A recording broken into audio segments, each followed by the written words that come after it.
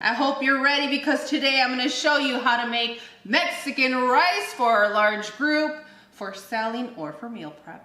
Take your tomatoes and chop them up into fourths and drop them into your blender. Add 1 cup of water and blend until smooth. Once you're done blending, set it to the side.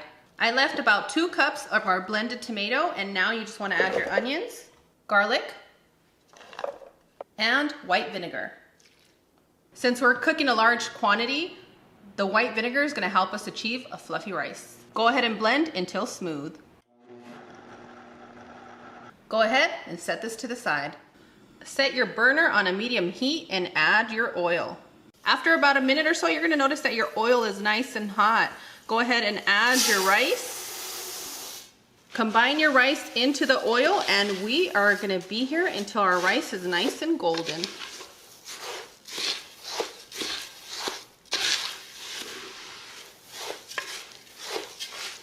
And after about 15 minutes, you are going to get a nice toasted rice. Remember to continuously stir if you're using a clay pot. That's a very, very important tip that I can share with you. We're going to add our blended tomatoes, our garlic and onion,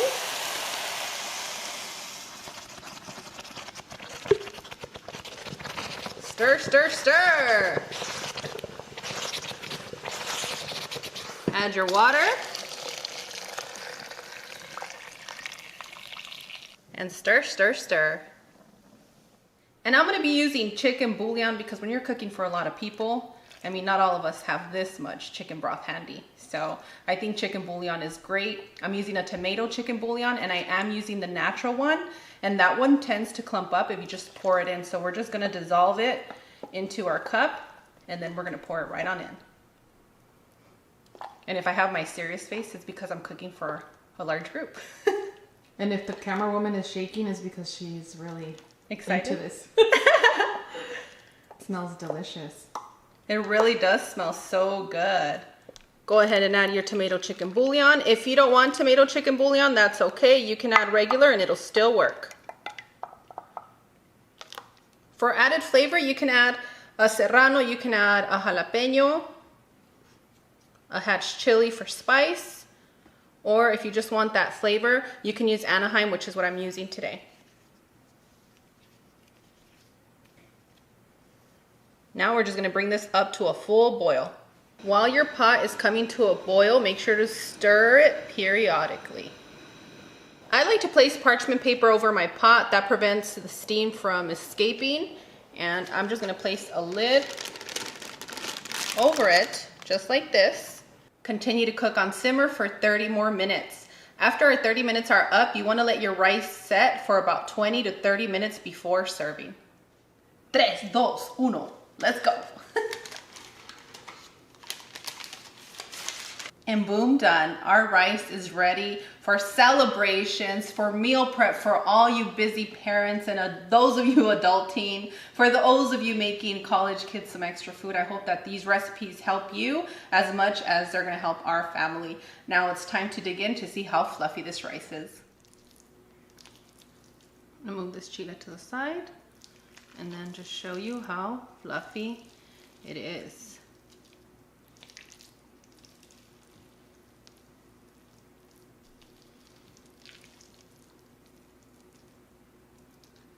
And that's why I love using basmati rice for such a big quantity, because basmati rice is so forgiving and you're never gonna have mushy rice. And what do you do with the Anaheim? I like to eat it. Me too. I like to scrape it. And serve it? I like to scrape it off the skin, and I indulge in it. And you want to dig into the sides so that all your rice remains fluffy and nothing's stuck together. Okay? That's my tip to you.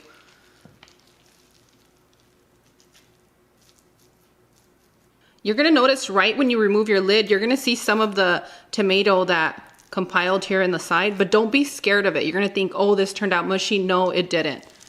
It did not. Just come in. And even the parts that are a little bit stuck together, you have to help them. And with basmati rice, you do have to separate it. And it's super easy to do. It just gets really fluffy. Do you see that? And you just want to mix it around one time and don't continue to mix. And then you just put your lid over and you guys are ready to place it for your family, ready for meal prep. Oh yeah, you can see the difference where it's settled and where you're helping it. Yeah. And it's still very steamy, so it tends to stick, but don't be scared. This recipe is perfect and it's gonna be great for all of you. Do not be scared, you got this.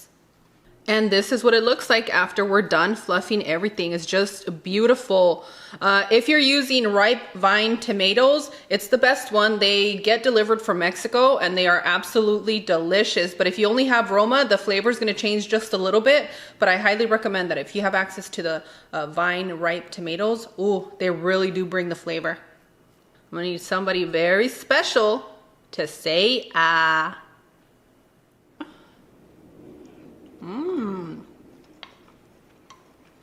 It's thundering. We must go. I gotta go, friends. I know some of you are thinking Steph can probably eat that whole pot. Not on this one. I'm gonna tap out. But together we might be able to. Bye, friends. So good.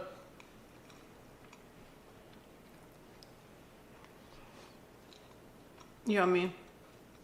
So comforting.